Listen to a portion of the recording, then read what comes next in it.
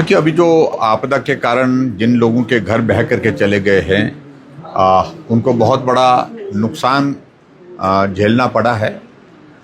और बहुत जगह तो हम देख रहे हैं कि लोगों की ज़िंदगी भी चले गई, जान माल का नुकसान हुआ है।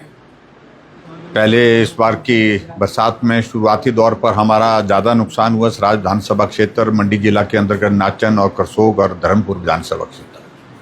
लेकिन जैसे जैसे बरसात का ये दौर आगे बढ़ रहा है, हम देख रहे हैं कि अब कुल्लू में नुकसान हो रहा है, ऊना में नुकसान हो रहा है, चंबा में नुकसान हुआ है, और बहुत जगह शिमला डिस्ट्रिक्ट में भी नुकसान हो रहा है, रामपुर में नुकसान हो रहा है।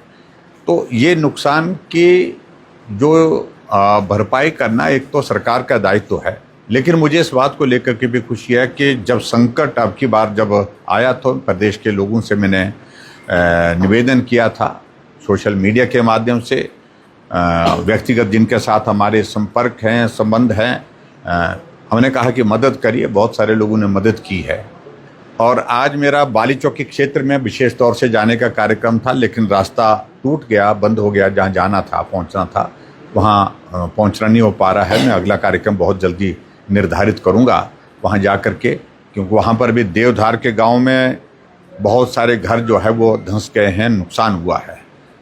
काऊ पंचायत के अंतर्गत बछाड़ में एक व्यक्ति की ज़िंदगी चले गई है, एक की डेथ हुई है, वहाँ भी नुकसान, वहाँ भी जाने का था।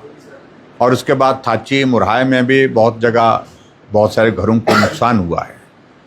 उन परिवारों को मिलने का कार्यक्रम था, लेकिन बारिश के कारण सारे रास्ते जो है वो बंद होने की वजह से वो जाना संभव नहीं हो पाया। लेकिन यहाँ पंडो में आकर के जो बाखली है, शौड है, इस इलाके के जो प्रभावित परिवार थे उन लोगों से आया। आज 7 परिवारों को हमने यहाँ पर जो है लोगों की ओर से जो मदद आई थी वो मदद यहाँ पर उनको उपलब्ध कराई है।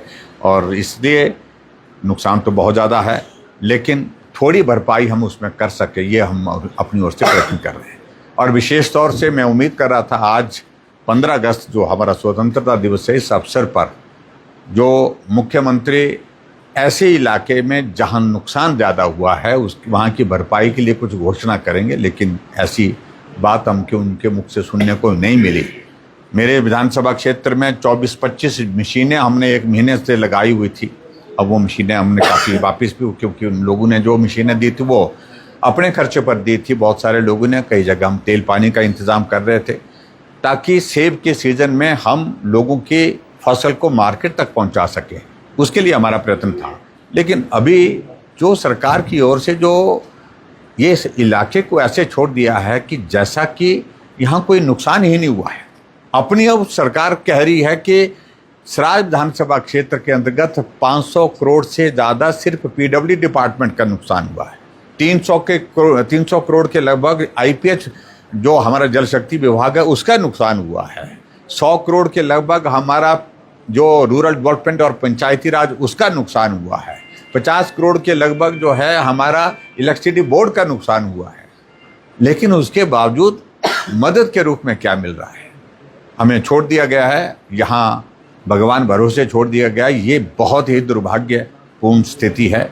और मैं समझता हूँ कि मुख्यमंत्री को इतनी हीन भाव के साथ प्रभावित परिवार के लोगों की तरफ नहीं देखना चाहिए। जिस प्रकार से यहाँ अगर विपक्ष की यहाँ पर हमारे विधायकों की संख्या ज़्यादा है, जो प्रभावित इलाके, चाहे सराज है, नाचन है, करसोग है, चाहे धर्मपुर का हमारा धर्मपुर में तो उनका विधायक है, वहाँ पर भी मदद ज़्यादा नहीं मिल पाई है।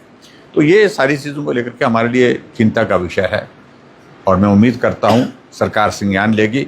अभी भी मेरे इलाके का, कल्हनी का इलाका, शौड़ का इलाका, नलवागी का इलाका ऐसा इलाका है जहाँ आने जाने का रास्ता बंद पड़ा हुआ है और लोगों का राशन वहाँ पर पहुँचाने की कठिनाई हो गई है।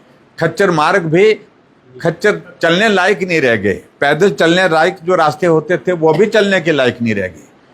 और वहाँ राशन जब अब ख़त्म फिर से हो रहा है तो ये बहुत बड़ी चिंता का विषय है। हम बार बार प्रशासन को कह रहे हैं कि उस सड़क को रिस्टोर कर दो, लेकिन सुनता कोई नहीं है।